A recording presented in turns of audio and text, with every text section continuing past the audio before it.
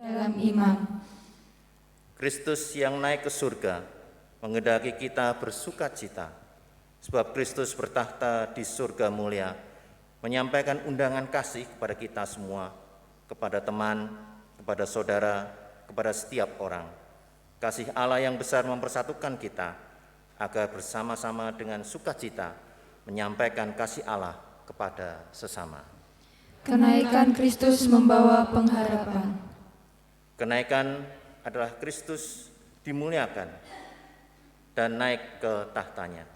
Kenaikan adalah penyemangat mewujudkan cita-cita dan pengutusan dari Allah bagi keselamatan seluruh ciptaan.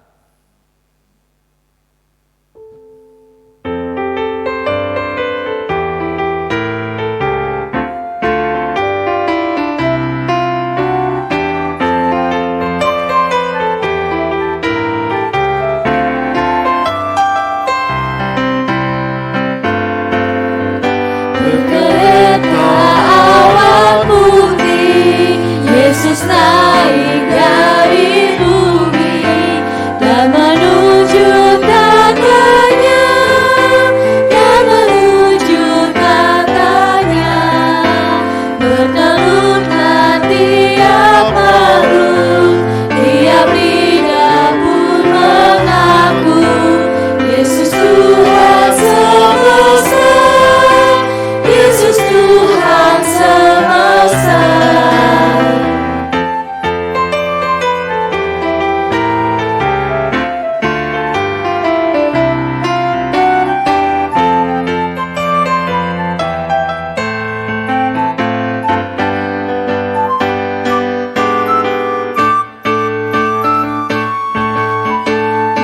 Raja Maha Kuasa, bersujudlah bangsa-bangsa dan menjadi muridnya, dan menjadi muridnya, yang tersalib menyampaikan sukacita kedamaian,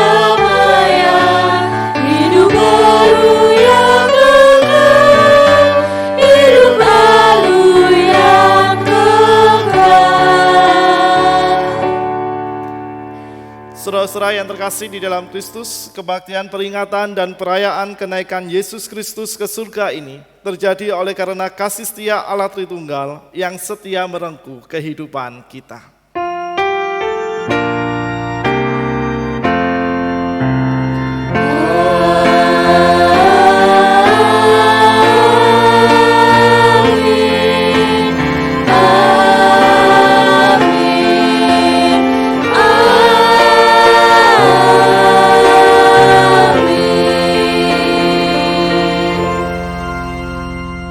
Damai sejahtera Allah Tritunggal beserta saudara sekalian. Dan besertamu juga. Shalom Bapak Ibu dan saudara-saudara yang terkasih dalam Kristus. Bagaimana kabarnya hari ini? Puji Tuhan, ketika sekali lagi kita mengatakan kabar kita luar biasa, itu menunjukkan dalam semua perjalanan kehidupan kita sehari-hari bahwa kasih Tuhan begitu luar biasa di dalam kehidupan kita, dan kasih Tuhan yang senantiasa menopang dan menolong kita untuk mampu bersiara dengan setia dalam pertumbuhan iman di kehidupan kita sehari-hari. Dan hari ini kita bersyukur karena kita mendapatkan kesempatan untuk merayakan dan memperingati kenaikan Yesus Kristus ke surga, di mana Kristus berdoa bagi kita semua. Dan di sana juga Dia mempersiapkan sebuah rumah yang indah dan kekal dalam kehidupan kita ketika kita bersama-sama dengan Tuhan di dalam kekekalannya. Sebagai kata pembuka pada kesempatan hari ini, saya akan membacakan sebuah puisi yang berjudul Sebuah Ungkapan Iman di Perayaan Kenaikan Kristus yang dikarang oleh Pendeta Secundarius Wahyudi Lewier. Marilah kita haturkan sembah kepada Kristus yang penuh anugerah. Kristus datang memberi selamat, Kristus pergi menyediakan tempat. Sebagaimana ada tertulis, di rumah Bapakku banyak tempat tinggal, sebab aku pergi ke situ untuk menyediakan tempat bagimu. Kristus ke surga, duduk di tahta, menjadi raja atas semesta. Kristus juga imam agung kita, dia pengantara yang penuh cinta. Kristus berjanji takkan tinggalkan kita, ada penolong yang selalu beserta. Umatnya juga diperlengkapi dengan rupa-rupa karunia rohani. Umatnya diutus jadi pewarta, kabar ampunan yang beri sukacita. Kenaikan Kristus menghadirkan sebuah kebaikan. Sebagaimana ada tertulis, adalah lebih berguna bagi kamu jika aku pergi. Sebab jikalau aku tidak pergi, penghibur itu tidak akan datang kepadamu. Tetapi jikalau aku pergi, aku akan mengutus dia kepadamu. Kelak Kristus datang kembali dengan cara yang sama, sehingga kita pun akan hidup bersama. Sebagaimana ada tertulis, dan apabila aku telah pergi ke situ dan telah menyediakan tempat bagimu, aku akan datang kembali dan membawa kamu ke tempatku, supaya di tempat di mana aku berada, kamu pun berada. Amin. Saudara-saudara yang terkasih, puisi ini mengingatkan kepada kita semua bahwa peristiwa kenaikan Kristus juga menjadi bagian dari karya kasih Allah yang menghadirkan damai sejahtera dan kekuatannya dalam kehidupan kita. Kiranya melalui ibadah yang akan terus kita laksanakan di sepanjang kehidupan kita, juga melalui refleksi kita pada kesempatan pagi ini, menolong dan memampukan kita untuk selalu menyadari akan tugas panggilan kita sebagai pewarta kasih Kristus yang menghadirkan kabar pertobatan dan pengampunan bagi kehidupan di sekeliling kita. Saat ini diberikan kesempatan kepada kita untuk menyatakan pengakuan dosa di hadapan Tuhan. Kita memasuki keheningan doa secara personal, dan pengakuan dosa ini akan saya akhiri dalam doa secara komunal. Kita berdoa.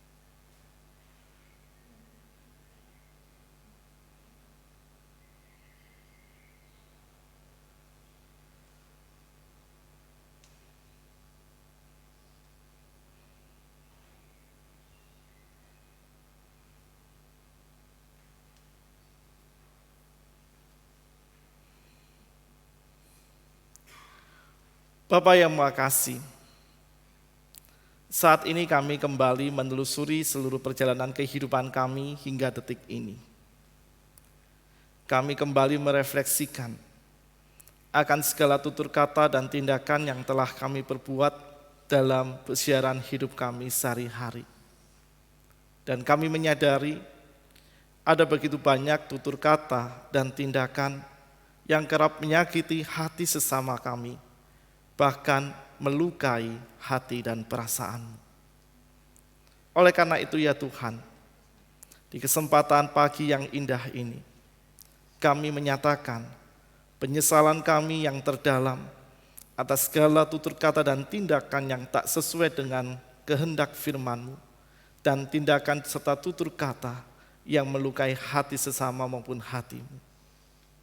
Dan kiranya penyesalan ini bukan hanya menjadi penyesalan semata, tetapi sebuah penyesalan yang akan selalu mengingatkan dan menyadarkan kami untuk kami tetap sedia berjuang memperbarui setiap kehidupan kami, berjuang memperbarui tutur kata dan tindakan kami, agar semuanya kembali sesuai dengan kebenaran firman-Mu, juga selaras dengan cinta-Mu.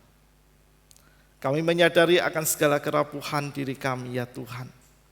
Untuk itu kami terus memohon, kiranya kekuatan-Mu yang akan menopang dan memimpin kami, supaya kami selalu bersedia dengan bersungguh-sungguh menghidupi hidup pertobatan kami. Kami meneguhkan doa akan pengakuan dosa ini dengan kami memuji Tuhanku bila hati kawanku.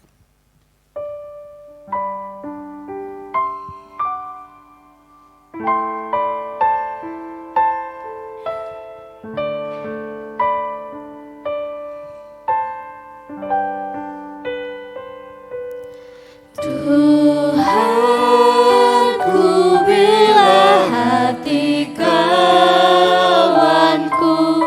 terluka oleh tingkah ujarku, dan kehendakku jadi penuhku,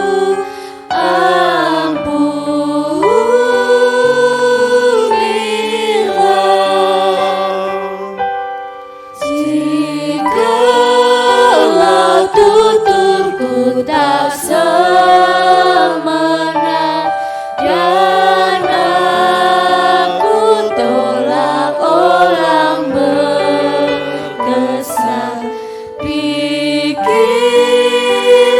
dan tuturku bercela, dan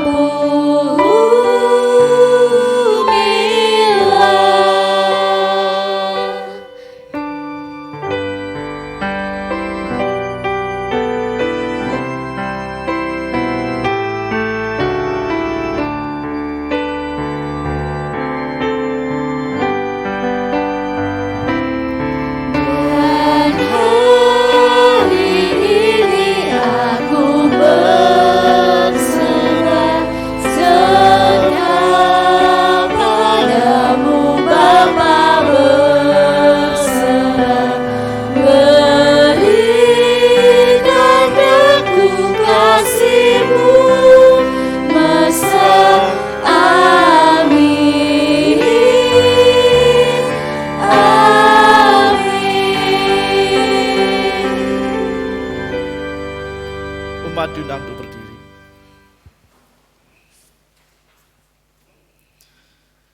Anugerah kasih Allah telah mengampuni dan memperdamaikan kehidupan kita. Kini terimalah berita anugerah yang diambil dari surat Kolose 3 ayat 13. Sabarlah kamu seorang terhadap yang lain, dan ampunilah seorang akan yang lain apabila yang seorang menaruh dendam terhadap yang lain. Sama seperti Tuhan telah mengampuni kamu, kamu perbuat jugalah demikian.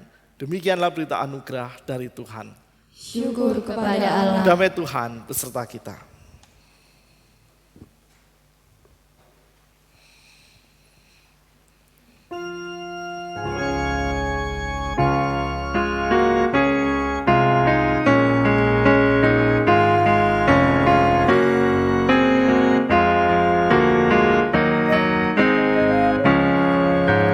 Jadilah dulu kerajaan Allah beserta kebenarannya, maka semua ditambah padamu. Haleluya, haleluya. Bukan makanan saja kau perlu, balik perlu firman Allah yang merupakan jaminan hidupmu. Haleluya, haleluya.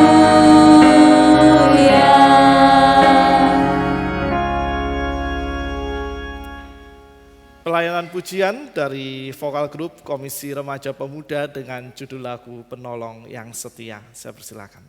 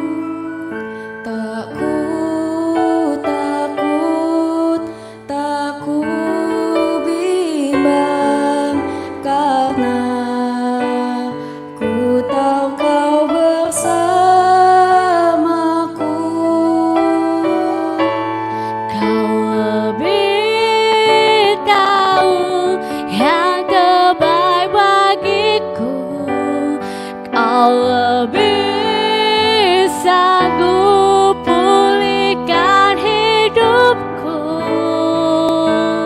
Ku berserah, ku percaya hanya Yesus penolong yang setia.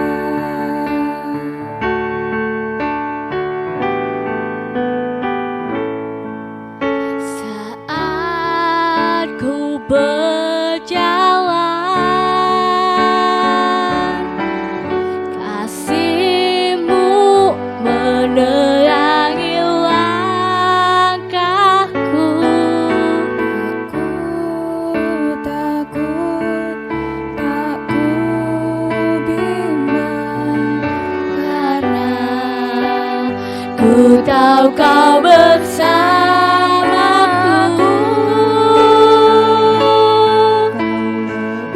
lebih tahu yang terbaik bagiku. Kau lebih sanggup pulihkan hidupku. Berserah, ku percaya Hanya Yesus penolong yang setia.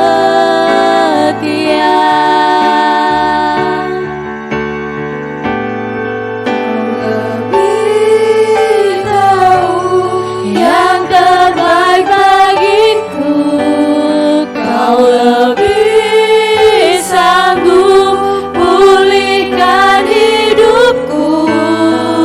Ku berserah, ku percaya hanya Yesus penolong yang setia.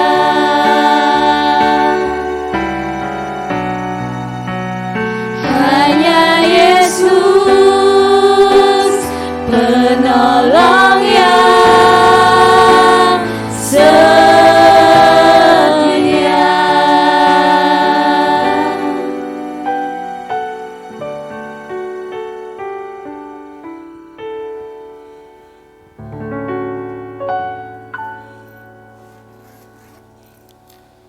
Saudara-saudara yang terkasih, kita persiapkan hati dan pikiran kita untuk menyambut sabda Tuhan di dalam doa. Kita berdoa. Bapa yang Maha Kasih, kami senantiasa mengucap syukur atas segala kesetiaan pertolongan-Mu di sepanjang waktu yang kami lalui. Karena kami beriman Engkaulah penolong yang setia, yang selalu memberikan kami damai, memberikan kami ketenangan, juga memberikan kami sebuah semangat pengharapan untuk kami selalu menumbuhkan kesetiaan iman kami hanya di dalam Engkau. Dalam rasa syukur itu ya Tuhan, sesaat lagi kami akan kembali untuk membaca dan merenungkan firman-Mu. Tolonglah dan tuntunlah kami dengan hikmat Roh Kudus-Mu, supaya pesan firman-Mu selalu mampu kami terima dengan baik untuk kami hidupi, kami wujud nyatakan, juga kami jadikan sebagai sebuah kesaksian dalam kehidupan kami sehari-hari. Kami pun memohon kiranya Engkau menolong dan menyertai hamba-Mu ini, kiranya dalam segala keterbatasan dan kerapuhan dirinya, ia mampu menguraikan sabda-Mu bagi kami semua. Di dalam nama Tuhan kami Yesus Kristus, kami berdoa dan dengan penuh syukur kami siap menerima firman-Mu. Amin. Bacaan pertama diambil dari Kisah Para Rasul 1 ayat 1 sampai 11. Hai Theophilus, dalam bukuku yang pertama aku menulis tentang segala sesuatu yang dikerjakan dan diajarkan Yesus sampai pada hari ia terangkat. Sebelum ia telah memberikan perintahnya oleh Roh Kudus kepada rasul-rasul yang dipilihnya. Kepada mereka ia menunjukkan dirinya setelah penderitaannya selesai. Dan dengan banyak tanda ia membuktikan bahwa ia hidup. Sebab selama 40 hari ia mengulang-ulang menampakkan dirinya dan berbicara kepada mereka tentang kerajaan Allah. Pada suatu hari ketika ia makan bersama-sama dengan mereka, ia melarang mereka meninggalkan Yerusalem dan menyuruh mereka tinggal di situ menantikan janji Bapa yang demikian katanya. Kamu telah dengar daripadaku, sebab Yohanes membaptis dengan air, tetapi tidak lama lagi kamu akan dibaptis dengan Roh Kudus. Maka bertanyalah mereka yang berkumpul di situ, Tuhan, maukah Engkau dengan masa ini memulihkan kerajaan bagi Israel? Jawabnya, Engkau tidak perlu mengetahui masa dan waktu yang ditetapkan Bapa sendiri menurut kuasanya. Tetapi kamu akan menerima kuasa kalau Roh Kudus turun ke atas kamu, dan kamu akan menjadi saksiku di Yerusalem dan di seluruh Yudea dan Samaria dan sampai ke ujung bumi. Sesudah ia mengatakan demikian, terangkatlah ia disaksikan oleh mereka, dan awan menutupnya dari pandangan mereka.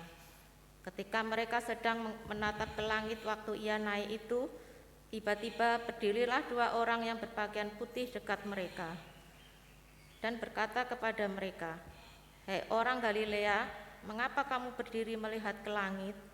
Yesus ini yang terangkat ke sorga, meninggalkan kamu, akan datang kembali dengan cara yang sama seperti kamu melihat dia naik ke sorga." Demikianlah sabda Tuhan. Syukur kepada Allah. Bacaan Injil diambil dari Injil Lukas 24 ayat 44 sampai 53.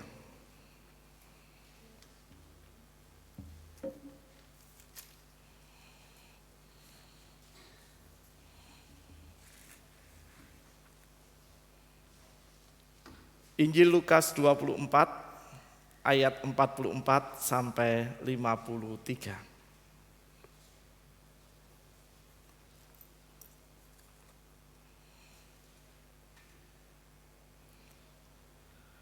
Ia berkata kepada mereka, "Inilah perkataanku yang telah kukatakan kepadamu ketika aku masih bersama-sama dengan kamu, yakni bahwa harus digenapi semua yang ada tertulis tentang aku dalam kitab Taurat Musa dan kitab-kitab Nabi dan kitab Mazmur." Lalu ia membuka pikiran mereka sehingga mereka mengerti kitab suci. Katanya kepada mereka, "Ada tertulis demikian, Mesias harus menderita dan bangkit dari antara orang mati pada hari yang ketiga. Dan lagi dalam namanya berita tentang pertobatan dan pengampunan dosa harus disampaikan kepada segala bangsa mulai dari Yerusalem. Kamu adalah saksi dari semuanya ini, dan aku akan mengirim kepadamu apa yang dijanjikan Bapakku. Tetapi kamu harus tinggal di dalam kota ini sampai kamu diperlengkapi dengan kekuasaan dari tempat tinggi." Lalu Yesus membawa mereka keluar kota sampai dekat Betania. Di situ ia mengangkat tangannya dan memberkati mereka. Dan ketika ia sedang memberkati mereka, ia berpisah dari mereka dan terangkat ke surga. Mereka sujud menyembah kepadanya, lalu mereka pulang ke Yerusalem dengan sangat bersukacita. Mereka senantiasa berada di dalam bait Allah dan memuliakan Allah. Demikianlah pembacaan Injil Tuhan kita Yesus Kristus. Berbahagialah setiap kita yang setia mendengarkan firman Tuhan, memelihara dengan melakukannya dalam kehidupan kita sehari-hari. Haleluya.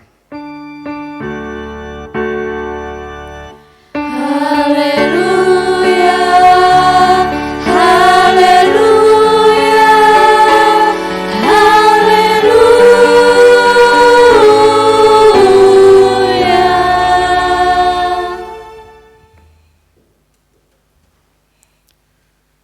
Saudara-saudara yang terkasih di dalam Kristus, kita akan mengawali perenungan kita dengan menyaksikan sebuah klip video yang akan ditayangkan oleh rekan-rekan multimedia. Saya persilakan.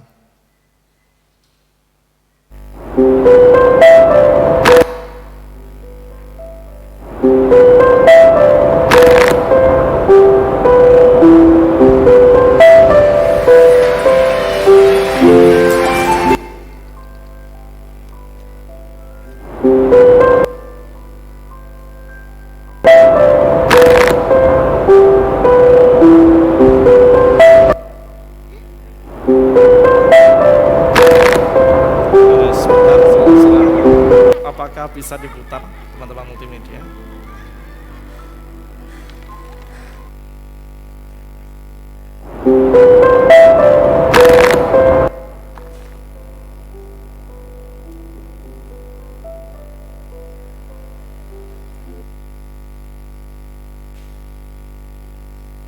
Kita tunggu sebentar, mohon maaf, mungkin ada kesalahan teknis di belakang.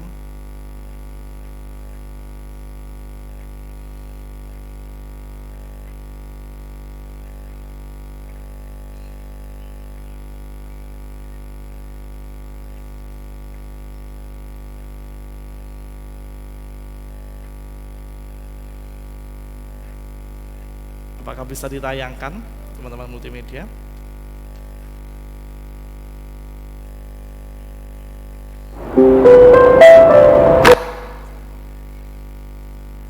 Oh, tidak bisa ya. Baik, jika tidak bisa, tidak apa-apa. Saya akan coba ceritakan video ini. Saudara-saudara yang terkasih, dalam video pertama nanti akan saya share ya Bapak Ibu Saudara setelah ibadah ini supaya kita semua bisa menyaksikan. Jadi tidak hanya dari cerita saya saja, tapi nanti kita bisa masuk ke dalam video ini.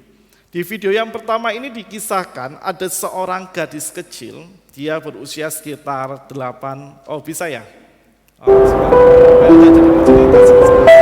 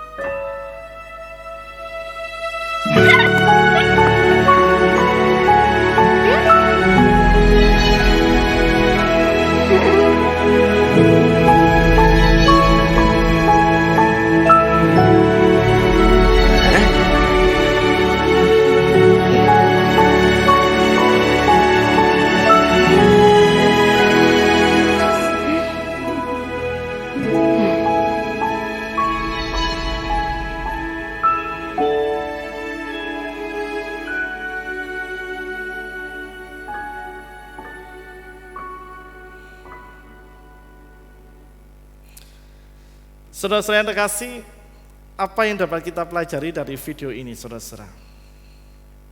Saya izin turun dari mimbar ya. Saya boleh pinjam mic, satu mic. Oke. Cek. Apa saudara-saudara yang bisa kita pelajari dari video tadi? Minta tolong di stop, teman-teman multimedia. Ada yang ingin berpendapat, saudara-saudara? Sebentar, saya tak mendekat. Tadi siapa ya? Boleh angkat tangan? Bu Twinti. Oh, maaf Bu. Silakan Bu Twinti. Hati yang baru. Hati yang baru. Bagaimana Bu Twinti maksudnya? yang tadinya dia mengalami kepahitan setelah mendapat bingkisan. Saya kira itu Tuhan Yesus ya yang memberikan hati yang baru hingga dia kembali dapat mengasihi semua orang yang menyebabkan dia kecewa. Oke, hati yang baru yang didapatkan oleh anak itu dari Tuhan Yesus sehingga dia bisa menyembuhkan kepahitan yang dia alami. Baik, terima kasih Bu Tinti. Masih ada lagi saudara-saudara? Kamu mau angkat tangan? Atau kamu mau berpendapat, silakan kamu. Mau berpendapat? Oke. Hati yang sudah rusak atau retak yang diperbarui oleh Tuhan Yesus Kristus itu akan sangat bermanfaat kalau itu dibagikan kepada sesama. Jadi hati yang diperbarui itu harus bermanfaat bagi yang lain. Terima kasih. Oke, terima kasih Kak Mul. Apakah Masa masih lalu ada tidak lagi? bisa diubah, tapi Tolong apa yang di-stop. kita lakukan? Ya. Ada lagi Bapak Ibu Saudara? Bolehkah teman-teman multimedia yang ini disimpan dulu ya? Nanti ada saatnya diputar. Apakah masih ada lagi yang ingin berpendapat? Tadi ada hati yang diperbarui bisa menyembuhkan luka batin, dan hati yang perbarui di dalam Tuhan harus bisa bermanfaat bagi orang-orang di sekeliling kita. Satu lagi mungkin, jika ada.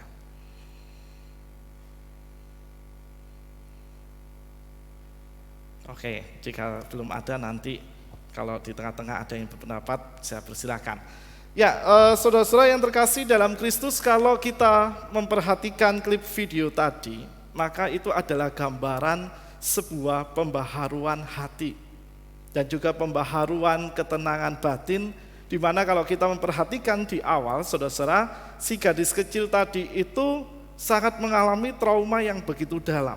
Itu digambarkan dengan keretakan-keretakan yang ada di bagian wajah dan beberapa bagian tubuhnya. Itu adalah sebuah kiasan tentang kehidupan seseorang yang mengalami keterlukaan batin. Dan kalau kita berbicara tentang keterlukaan batin, saudara-saudara yang terkasih, itu adalah sebuah peristiwa yang tidak boleh diabaikan begitu saja.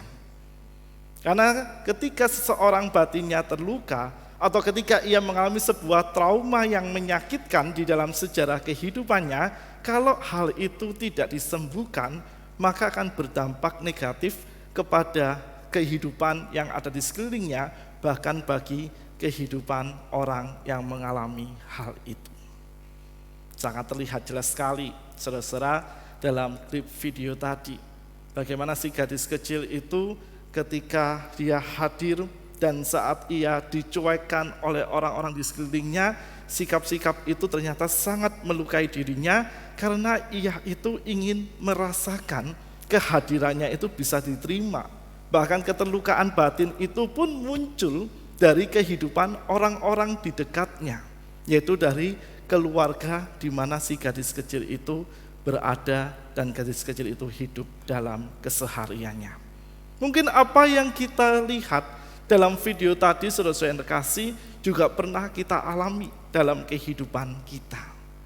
Entah itu luka batin karena kita pernah punya pengalaman-pengalaman yang menyakitkan dalam kehidupan kita, ataukah luka batin karena kita pernah mendapatkan perkataan-perkataan yang tidak mengenakan dan itu sangat menusuk hati dan kehidupan kita.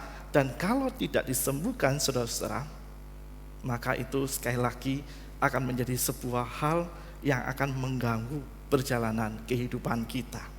Tapi kita bersyukur tadi bisa melihat bagaimana Kristus itu hadir di dalam kehidupan gadis kecil tadi. Kristus hadir membawa sebuah hati yang baru kalau dalam tafsir kehidupan kita.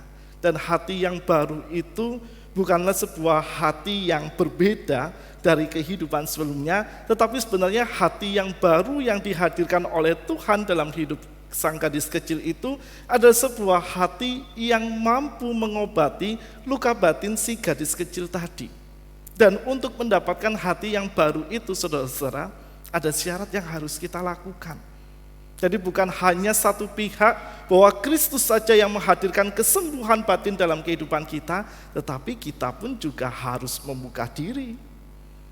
bagi kehadiran karya Kristus yang menyembuhkan keterlukaan batin kita. Karena selama kita menutup diri kita bagi karya kasih Tuhan yang akan senantiasa menyembuhkan diri kita dari keterlukaan batin, maka selamanya luka batin itu tidak akan pernah tersembuhkan.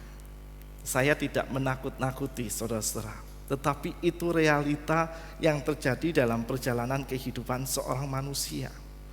Karena sekali lagi membuka diri bagi karya kasih Tuhan itu memerlukan sebuah kesediaan dan ketulusan batin. Apa maksud kesediaan dan ketulusan batin? Bahwa dengan membuka diri itu berarti kita harus bersedia menerima karya Allah di dalam perspektifnya Allah, bukan dalam perspektif kehidupan kita. Jadi contohnya adalah ketika kita misalnya mengalami trauma, saat kecil kita menjadi orang-orang yang diolok, menjadi orang-orang yang selalu mendapatkan celaan misalnya dalam perjalanan kehidupan kita.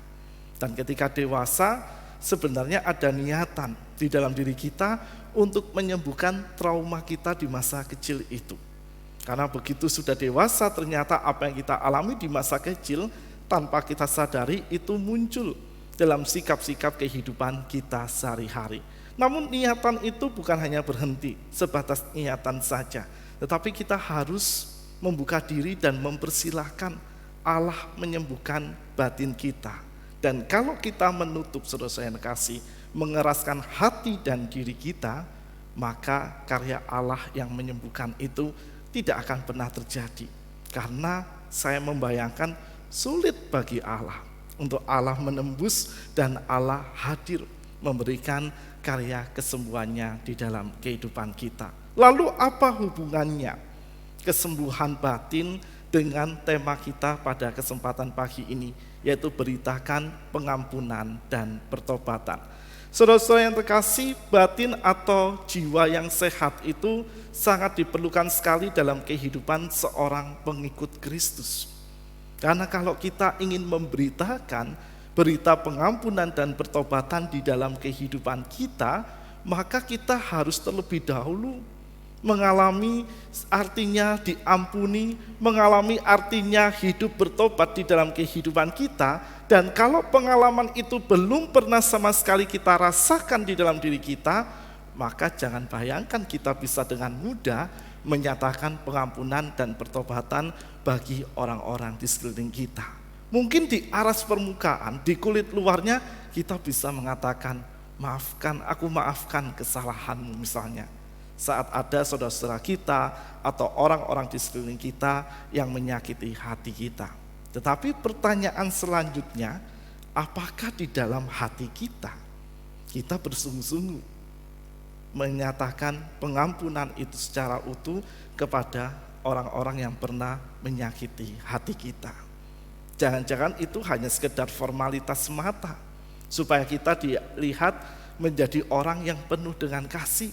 Tetapi dalam hati kita, awas ya, sekali lagi kamu menyakiti hatiku, wes lihatan pembalasanku akan lebih besar. Sadarkah kita saudara-saudara, bahwa kadangkala hal itu bisa menggerogoti hati kasih kita? Sadarkah kita bahwa kerap kali sikap-sikap kesembuhan batin yang belum secara total kita alami dalam kehidupan kita membuat kita hanya menyatakan pengampunan pada orang-orang di sekeliling kita dengan formalitas semata. Dan semoga hal itu tidak terjadi dalam kehidupan kita.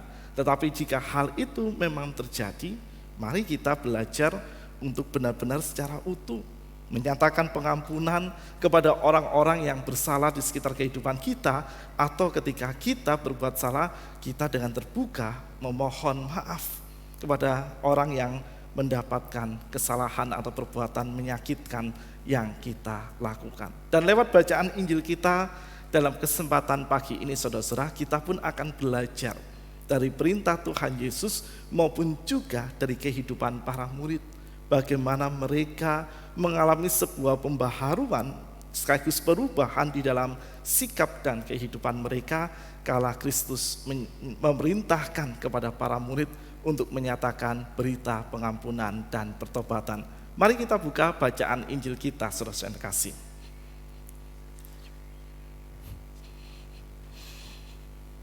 Di Injil Lukas 24 ayat 44 sampai dengan 53, saudara-saudara yang terkasih, ada satu perintah besar yang juga dinyatakan oleh Kristus sebelum ia naik ke surga. Dan perintah itu ada di ayat yang ke-47. Mari kita baca sekali lagi Lukas 24 ayat yang ke-47 dengan bersama-sama. 1, 2, 3. Dan lagi dalam namanya berita tentang pertobatan dan pengampunan dosa harus disampaikan kepada segala bangsa mulai dari Yerusalem. Saudara-saudara, untuk bisa memahami perintah ini kita perlu mundur untuk melihat kembali bagaimana perjalanan kehidupan para murid pasca Kristus disalibkan dan ketika Kristus tidak lagi secara fisik bersama-sama dengan para murid saat itu. Peristiwa penyaliban yang dialami oleh Kristus rupanya membawa trauma tersendiri bagi para murid ketika mereka harus menyaksikan peristiwa yang mengerikan itu.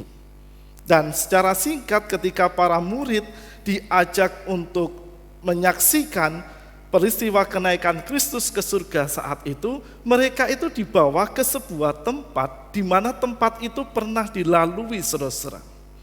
Ketika peristiwa salib Kristus itu terjadi sebelum Kristus bangkit dan naik ke surga. Dan kalau kita lihat dalam sisi psikologi, saudara-saudara yang terkasih, nggak mudah loh apa yang dialami oleh para murid saat itu. Karena mereka harus membuka kembali memori-memori yang menyakitkan dalam kehidupannya saat melihat orang yang sangat dikasihi, sang guru mereka, orang yang begitu baik dalam kehidupan para murid, dan melihat kembali penderitaan-penderitaan yang dialami oleh guru mereka yang telah terjadi dan itu melukai hati para murid. Karena saat itu para murid tengah berproses untuk menyembuhkan memori-memori yang tidak indah yang terjadi dalam kehidupan mereka. Dan di sisi yang lain, saudara-saudara yang terkasih di dalam Kristus, Kristus sendiri memberikan sebuah perintah kepada para murid supaya mereka memberitakan tentang pertobatan dan pengampunan dosa. Dan kalau kembali dalam pernyataan saya di awal tadi dalam bagian pengantar, bahwa ketika orang mampu dan bersedia untuk menyatakan pengampunan, maka mereka harus mengalami terlebih dahulu arti kata pengampunan itu di dalam kehidupan mereka secara nyata. Dan apakah para murid menerima hal itu dan mengalami makna akan pengampunan yang dinyatakan di dalam kehidupan mereka? Mereka saat itu masih belajar, saudara-saudara yang terkasih.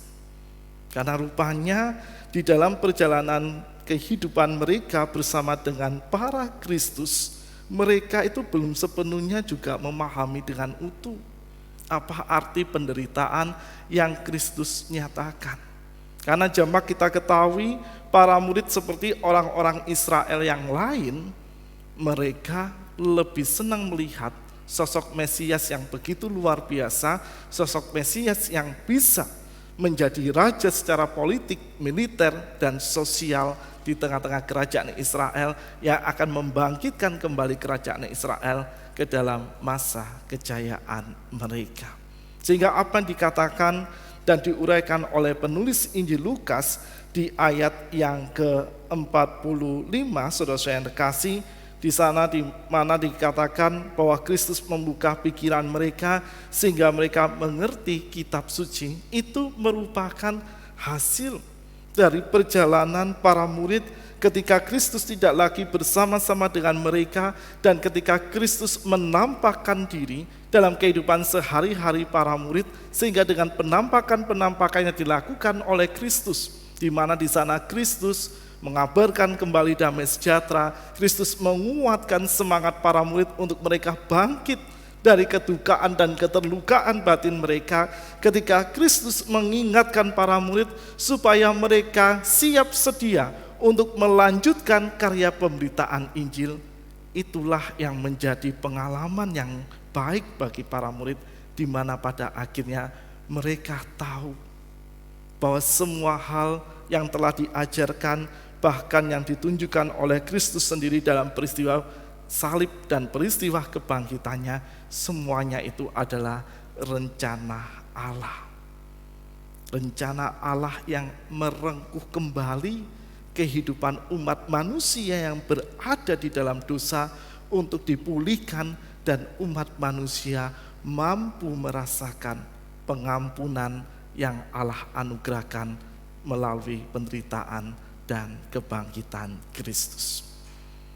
Dan saudara-saudara yang kasih dalam Kristus, kalau hal itu ditarik dalam kehidupan kita, ketika kita kembali menelusuri perjalanan kehidupan kita hingga saat ini, bukankah kita pun juga selalu dikehendaki dan diminta oleh Kristus untuk bersungguh-sungguh menghidupi anugerah pengampunan dan anugerah keselamatan yang telah Kristus nyatakan di dalam kehidupan kita, juga bukan hanya untuk kita simpan sendiri, tetapi juga untuk kita bagikan bagi orang-orang di sekitar kita.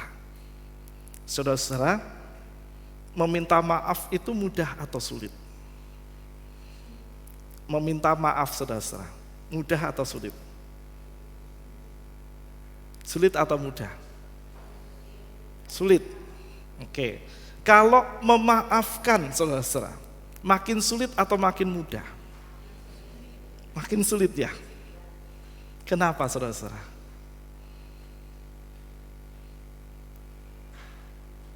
Bingung ya?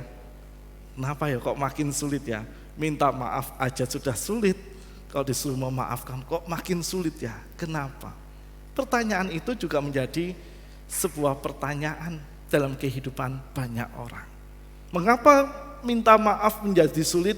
Bahkan ketika kita diminta untuk memaafkan orang-orang yang bersalah dalam kehidupan kita, padahal dalam setiap doa Bapa kami kita selalu memohon petunjuk dan hikmat dari Tuhan melalui doa, Tuhan ampunilah kesalahan kami seperti kami mengampuni.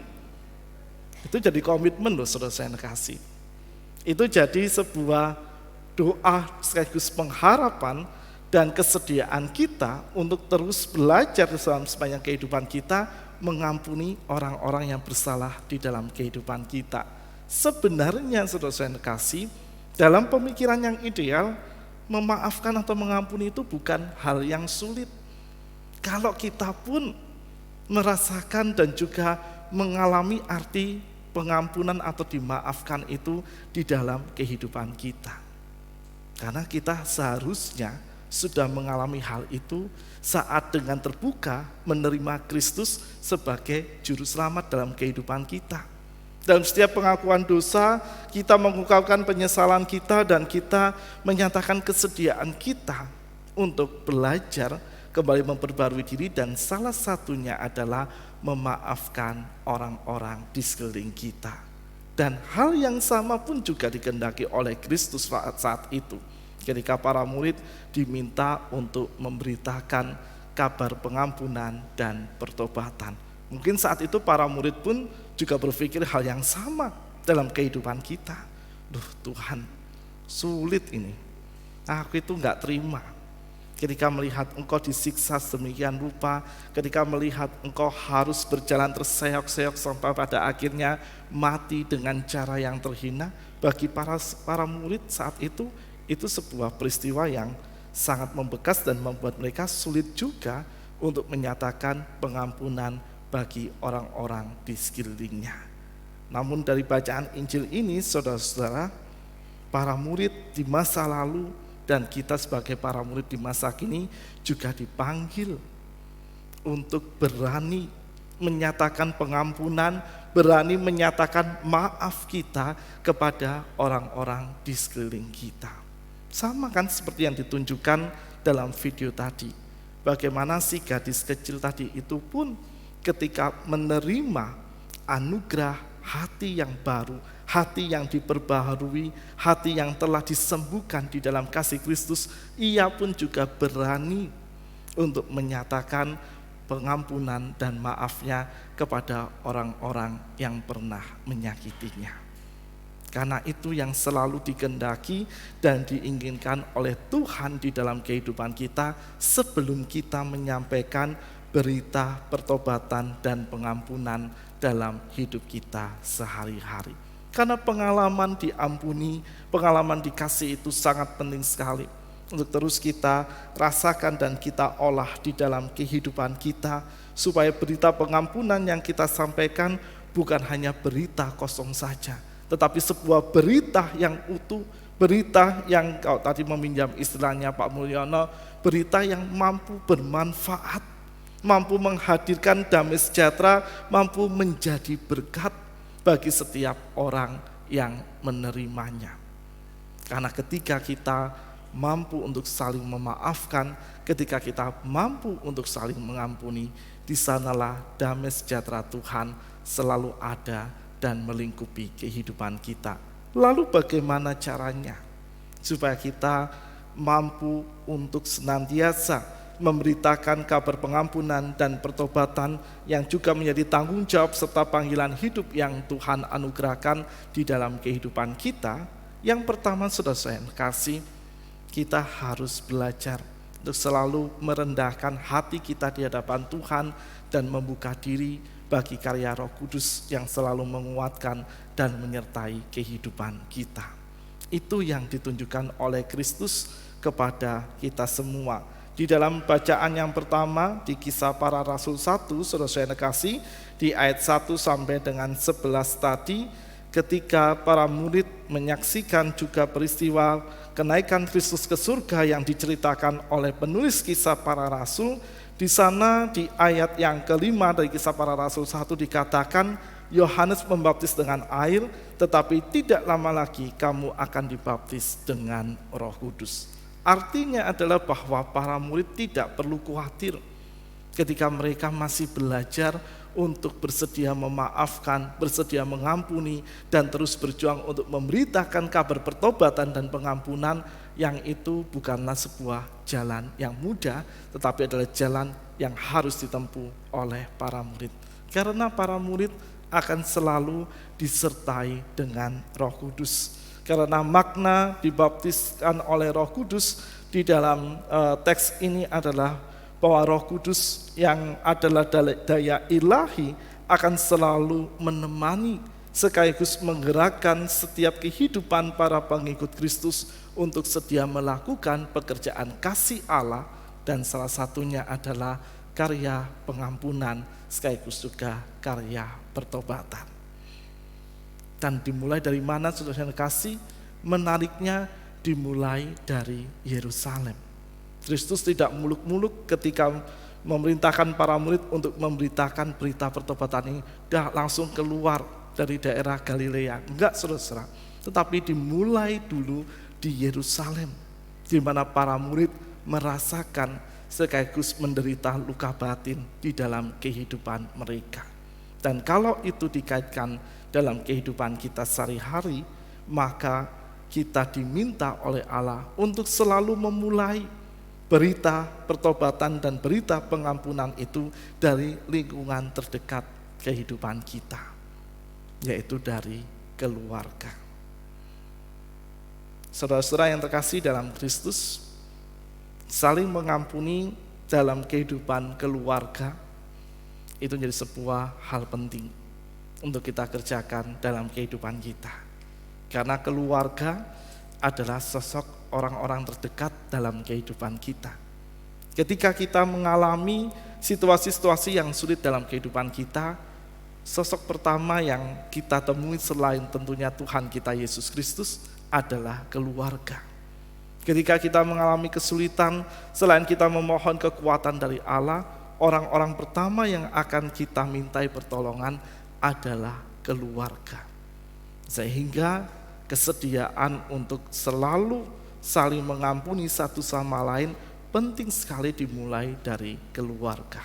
Karena ketika sebuah keluarga sudah kuat kehidupannya di dalam kasih dan damai sejahtera Kristus, yakinlah saudara-saudara, ketika anggota-anggota keluarga itu hidup dan mewartakan Injil di dalam kehidupan di luar keluarganya, maka secara otomatis apa yang telah dipelajari tentang kasih dan pengampunan dalam kehidupan keluarga akan muncul dan akan selalu diperjuangkan dengan sungguh-sungguh dalam kehidupan sehari-hari. Dan itu memerlukan kesediaan kita untuk selalu dibimbing oleh Roh Kudus. Janganlah pernah mengeraskan hati kita, saudara-saudara, bagi kehadiran karya Roh Kudus bagi kita semua. Karena ketika kita mengeraskan hati terhadap kehadiran karya Roh Kudus itu, maka kita tidak akan pernah mampu untuk merasakan bagaimana karya kasih Tuhan melingkupi dan menuntun hati kita. Sehingga yang pertama, ketika kita ingin melaksanakan dan kita bersedia untuk melakukan apa yang menjadi perintah Kristus ini, kita harus membuka diri bagi karya Roh Kudus. Dan yang kedua, saudara-saudara yang kasih, yang ini juga penting untuk kita kerjakan dalam kehidupan kita. Mari kita jadikan kesediaan kita melakukan berita pertobatan dan pengampunan sebagai sebuah gaya hidup dalam hidup kita sehari-hari. Janganlah melakukan berita ini hanya ketika kita merasa kehidupan kita aman dan nyaman. Bahkan ketika kita disakiti, ketika kita merasa tertekan dengan setiap sikap dan perlakuan sesama yang bisa jadi itu sangat menyakitkan, marilah dengan terbuka dan rendah hati kita terus menyatakan pengampunan kepada orang-orang di sekitar kita. Seraya kita juga berefleksi, apakah kehidupan yang kita jalani selama ini sudah menjadi sebuah kehidupan yang selaras dengan kebenaran serta kasih Tuhan.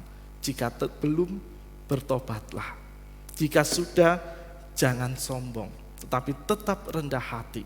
Karena kerendahan hati itulah yang akan membimbing dan menuntun kita untuk kita selalu dengan penuh syukur dan sukacita menyatakan pengampunan bagi orang-orang di sekeliling kita. Saudara-saudara yang terkasih di dalam Kristus, itulah yang menjadi perintah dan firman Tuhan yang dinyatakan pada kita dalam kebaktian perayaan dan peringatan kenaikan Kristus ke surga. Kiranya setiap kita sebagai murid-murid Kristus mampu untuk selalu memberitakan pengampunan dan pertobatan melalui sikap dan tutur kata kehidupan kita sehari-hari. Dan kiranya tanggung jawab itu bukan hanya menjadi tanggung jawab semata, tetapi menjadi sebuah tanggung jawab yang akan semakin menguatkan dan mengokohkan kehidupan beriman kita, sehingga dimanapun kita berada, dalam segala situasi dan kondisi yang kita hadapi, kita selalu sedia menyatakan pengampunan dan memberitakan pertobatan bagi sekeliling kita. Saya mengakhiri perenungan kita dengan mengajak kita kembali untuk menyaksikan sebuah klip video. Klip video ini bercerita tentang bagaimana seorang pemuda yang pernah mengalami keterlukaan dalam batin kehidupannya, ia tidak menyimpannya, tetapi ia sadar bahwa orang-orang di sekelilingnya pun memerlukan berita tentang kasih Tuhan. Dan di dalam video ini kita akan dikuatkan dan diteguhkan untuk selalu setia menyatakan kasih Tuhan di sepanjang kehidupan kita.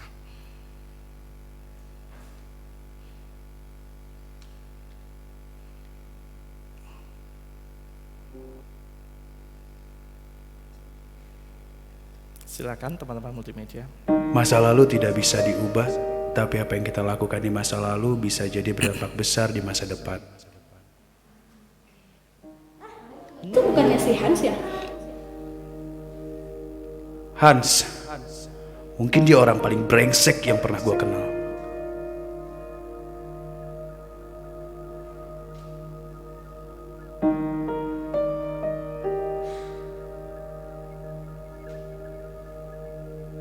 Dia kasar, sombong, dan sok jagoan. Hampir semua anak di sekolah pernah jadi bahan bulian dia. Ya termasuk gua.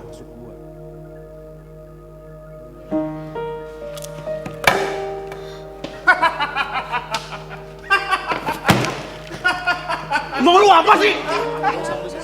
Enggak bisa gini.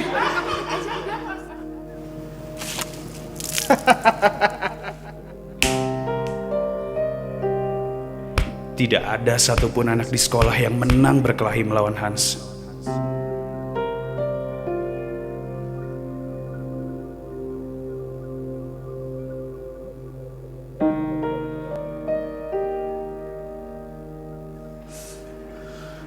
Aku benci banget sama Hans, Mah. Kasihilah orang lain bukan karena orang itu baik sama kita, tapi karena Tuhan Yesus terlebih dahulu mengasihi kita. Kamu harus tetap maafkan Hans. Ngomong sih gampang, tapi kenyataannya gak segampang itu memaafkan orang yang jahat sama kita. Bapakku udah jemput. Aku duluan ya. Dah. Ada.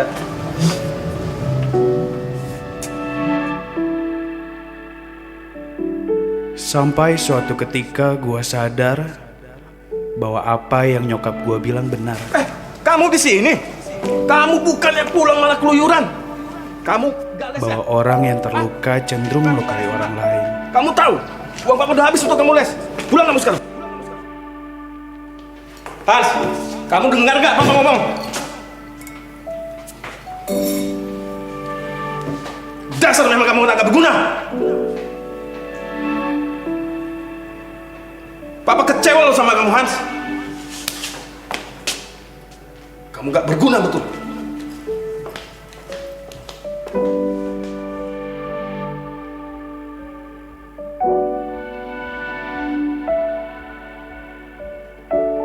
Kasihilah orang lain bukan karena orang itu baik sama kita, tapi karena Tuhan Yesus terlebih dahulu mengasihi kita.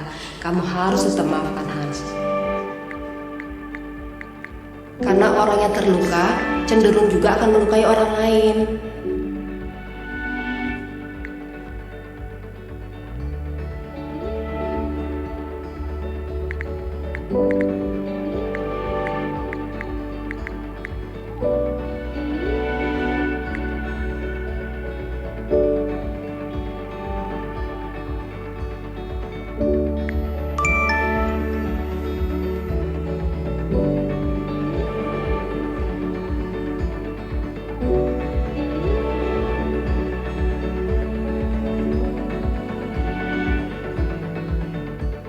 Melepaskan sebuah kata-kata pengampunan. Saya mau melakukan itu. Saya menemukan satu hal. Jangan pernah terlambat untuk mengampuni. Vino? Hans, gimana kabar lu? Oh baik, lu gimana? Puji Tuhan gua sehat, Hans. Thank you banget ya buat video yang lu share dulu ke gua. Gua gak pernah tahu kalau video yang dulu pernah gua bagikan ke Hans ternyata bisa merubah hidupnya. Sejak saat itu, dia bisa memaafkan papanya dan hubungan mereka pun dipulihkan. Jadilah bagian dari cerita pertobatan seseorang.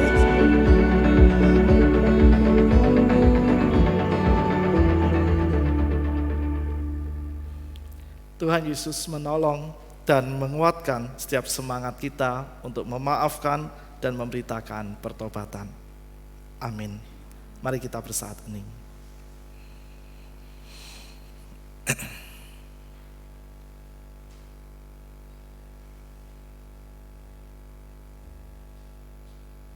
Masa lalu tidak bisa diubah.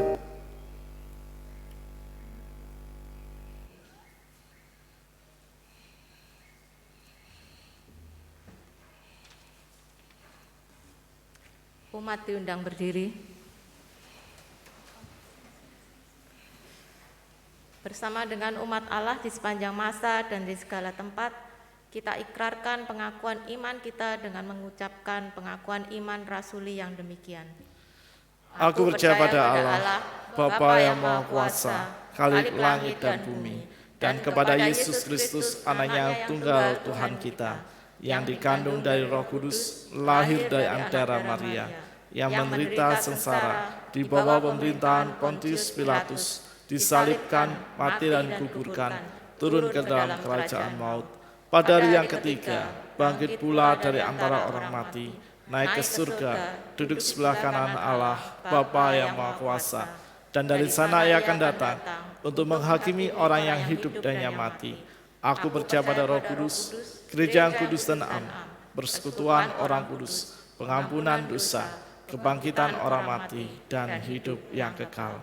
Amin. Persilahkan duduk kembali.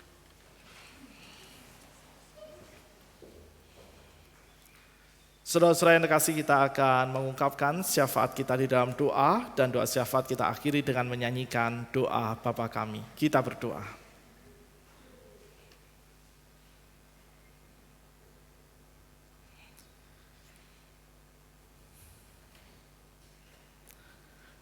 Bapa yang Maha Kasih, pengampunan-Mu telah nyata dan terjadi dalam kehidupan kami. Pengampunan-Mu jugalah yang selalu memberikan kami sebuah kekuatan dan semangat pengharapan untuk kami pun menghidupi anugerah pengampunan itu, memeliharanya dengan cara membagikan dan mendayagunakan anugerah pengampunan itu untuk juga kami lakukan dalam kehidupan bersama dengan sesama. Belajar dari kehidupan dan pengalaman para murid di masa lalu, juga belajar dari sebuah cerita dalam kehidupan masa kini yang kami saksikan dalam tayangan video tadi. Kiranya semangat untuk mengampuni dan semangat untuk selalu memperbarui diri dalam hidup kami sehari-hari akan senantiasa menggelora dan membuat kami untuk selalu tinggal di dalam kasih-Mu dan membagikan kasih itu dengan sungguh-sungguh dalam seluruh bagian hidup yang kami lalui. Untuk itu ya Tuhan, dalam kesempatan doa syafaat ini, kami berserahkan dan menyerahkan seluruh hati dan kehidupan kami dalam tangan kuasa-Mu. Kami memohon kiranya semangat pembaharuan akan selalu ada dalam hati kami. Sehingga ketika saat ini mungkin kami tengah terluka, ketika saat ini mungkin kami kecewa dengan orang-orang di sekitar kami, ketika saat ini kami sangat marah dan dendam kepada pasangan hidup kami, atau ketika saat ini kami masih menyimpan luka-luka dalam kehidupan kami sebagai dampak dari trauma-trauma batin yang kami alami dan lalui di masa lalu. Kami berserah penuh dalam tangan kuasa-Mu ya Tuhan, dan memohon dengan sungguh-sungguh kiranya Engkau yang akan selalu berkenan menyembuhkan segala keterlukaan batin kami ini. Dan tolonglah kami dalam kekuatan-Mu untuk kami membuka diri seluas-luasnya dan menjadi pribadi yang rendah hati, bersedia Engkau sembuhkan dan bersedia untuk selalu Engkau bentuk di dalam kehidupan kasih kami. Karena kami tahu ya Tuhan, keterlukaan batin yang masih kami pendam hingga saat ini, itu berdampak negatif bukan hanya bagi diri kami sendiri, tetapi juga bagi orang-orang di sekeliling kami. Dan sekali lagi kami terus berserah di dalam Engkau. Kiranya rahmat dan hikmat kasih-Mu yang akan selalu merengkuh diri kami dan membuat kami bersedia untuk mengabarkan dengan konsisten kabar pengampunan itu bagi orang-orang di sekeliling kami. Kami juga menyerahkan untuk setiap anggota keluarga kami ya Tuhan, untuk pasangan hidup yang Engkau berikan bagi setiap kami yang menemani perjalanan hidup kami hingga detik ini. Untuk anak-anak yang menjadi bukti bagaimana Engkau memberkati dan selalu menganugerahkan yang terbaik dalam hidup berkeluarga kami. Untuk setiap orang yang tinggal bersama-sama dengan kami, entah itu ayah atau ibu kami, kakek atau nenek kami, dan orang-orang yang kami kasihi yang satu rumah dengan kami. Kami memohon kiranya Engkau mencurahkan berkat dan penyertaan-Mu atas kehidupan mereka, supaya mereka pun selalu merasakan betapa damai sejahtera-Mu selalu hadir dan melingkupi hidup mereka, dan menghadirkan semangat pengharapan untuk mereka terus melangkah dengan penuh syukur dan sukacita dalam kehidupan mereka sehari-hari. Kami juga ingin berdoa untuk kehidupan persekutuan kami ya Tuhan sebagai gereja. Bisa jadi dalam hidup persekutuan kami pun mengalami luka-luka yang menyayat hati dan batin kami dalam relasi kehidupan persekutuan dengan sesama maupun dalam relasi pelayanan yang kami kerjakan. Dan kami pun memohon kiranya Engkau berkenan untuk terus memulihkan hati dan batin kami ya Bapa, agar relasi kehidupan persekutuan dan relasi pelayanan kami kembali pulih dan kembali kami mampu mengerjakannya dengan penuh syukur dan sukacita. Dan kiranya Engkau yang akan selalu memberkati semua karya pelayanan di tengah-tengah jemaat ini, akan melalui karya pelayanan itu, kasih dan damai-Mu akan selalu dengan setia diwartakan oleh setiap kami. Kami juga berdoa untuk saudara-saudara kami yang saat ini ada dalam kelemahan tubuh mereka. Kiranya Engkau juga akan selalu merawat, mendidik, dan juga Engkau selalu memberikan semangat dalam kehidupan saudara-saudara kami, agar dalam segala kelemahan yang mereka alami, mereka mampu melihat dan merasakan uluran kekuatan pertolongan-Mu, dan mereka juga mampu merasakan bagaimana Engkau setia menemani mereka dan setia berjalan bersama dengan mereka.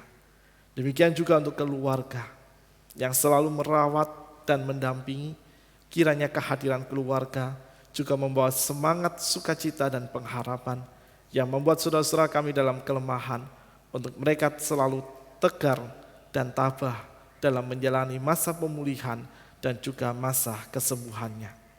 Kami juga mengucap syukur untuk kehidupan kami sehari-hari ya Tuhan. Kiranya Engkau akan senantiasa menuntun dan memimpin kami dalam segala proses dan peranan hidup kami.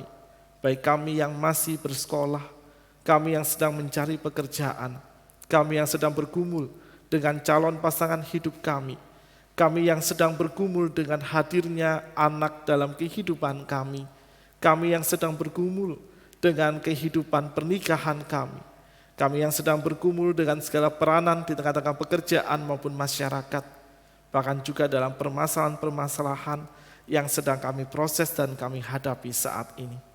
Kami terus memohon kepada-Mu ya Tuhan, kiranya kekuatan dan cinta-Mu yang akan selalu menuntun dan membimbing kami dalam segala proses pergumulan itu, agar kami setia berproses di dalamnya dan kami selalu berserah hanya di dalam Engkau. Kami percaya melalui segala pergumulan yang kami alami, Engkau membentuk dan menumbuhkan kami untuk menjadi pribadi-pribadi yang selalu setia berpegang hanya di dalam Engkau. Bapa yang Maha Kasih, sesaat lagi kami akan kembali dalam kehidupan kami sehari-hari.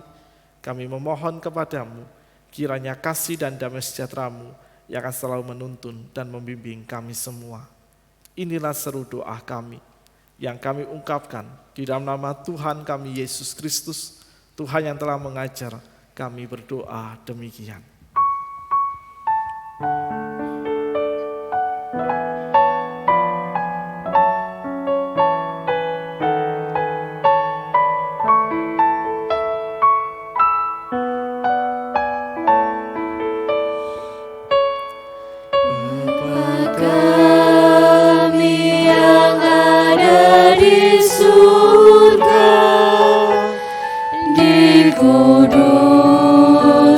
Dikuduskanlah nama-Mu,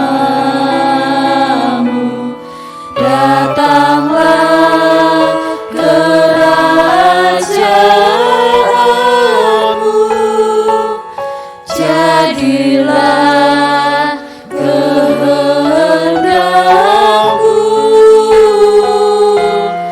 di bumi seperti di surga. Bila kami pada hari ini makanan kami yang secukupnya, dan ampuni kesalahan seperti kami ampuni yang lain, dan jauhkan kami dari pencobaan, lepaskanlah kami dari yang jahat. Sebab Engkau yang punya kerajaan serta kuasa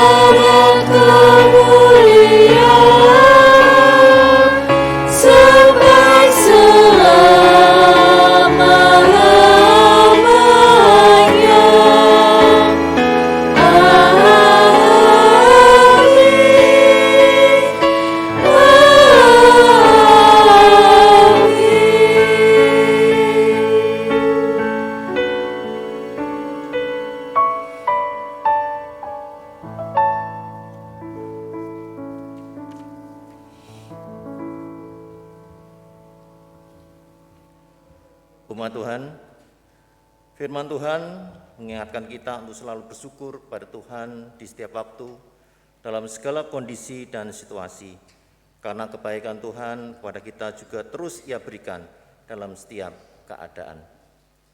Roma pasal yang ke-12 ayat yang pertama berkata, "Karena itu saudara-saudara, demi kemurahan Allah aku menasihatkan kamu, supaya kamu mempersembahkan tubuhmu sebagai persembahan yang hidup, yang kudus, dan yang berkenan kepada Allah. Itu adalah ibadahmu yang sejati." Marilah kita ungkapkan syukur kita dalam persembahan syukur dengan memuji kubri persembahan.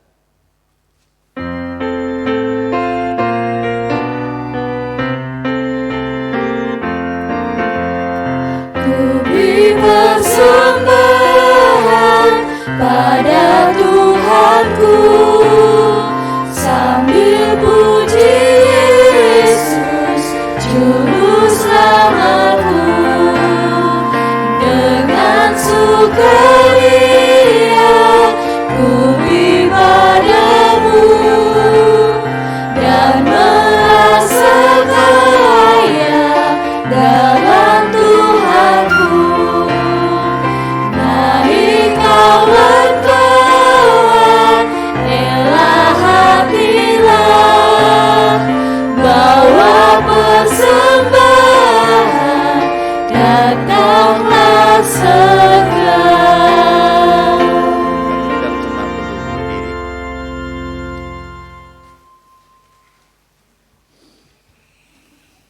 Mari kita bawa persembahan ini dalam doa. Bapa Surgawi, kami mengucap syukur dan terima kasih atas kasih-Mu dalam kehidupan kami hari lepas hari. Saat ini ya Tuhan, kami telah memberikan persembahan, kiranya Tuhan terima dan berkati kami ya Tuhan, dan berkati juga tangan-tangan yang akan menggunakannya untuk kemuliaan nama-Mu. Terima kasih ya Tuhan, inilah seru doa kami yang kami harapkan di dalam nama Tuhan kami, Yesus Kristus. Amin.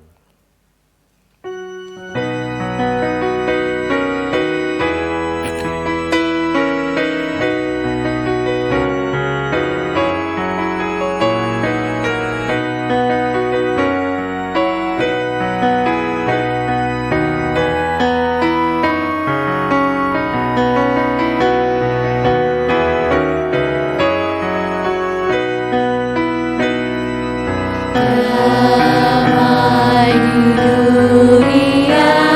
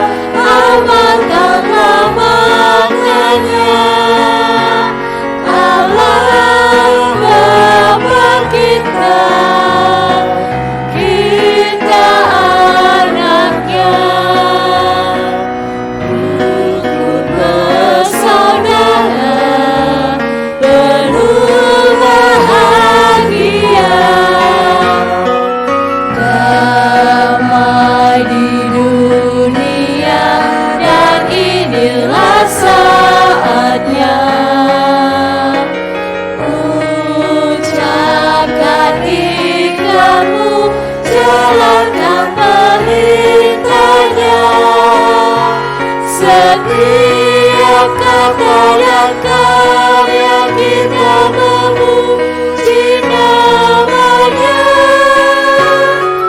Telah di dunia kini dan selamanya, kini dan selamanya.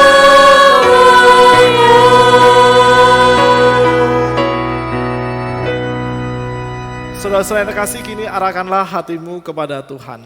Kami mengarahkan hati kepada Tuhan. Beritakanlah pertobatan dan pengampunan Tuhan bagi dunia. Kami siap sedia mengerjakannya. Terpujilah Allah Tritunggal, Kini sampai selamanya. kini pergilah dan kembalilah dalam panggilan kehidupanmu sehari-hari dan terimalah berkat-Nya. Kasih karunia dan damai perlindungan Allah Tritunggal menuntunmu untuk mengasihinya dengan segenap hati, pikiran, dan hidupmu, serta mengasihi seluruh ciptaan sebagaimana engkau mengasihi dirimu sendiri, kini sampai selama-lamanya. Haleluya. Amin.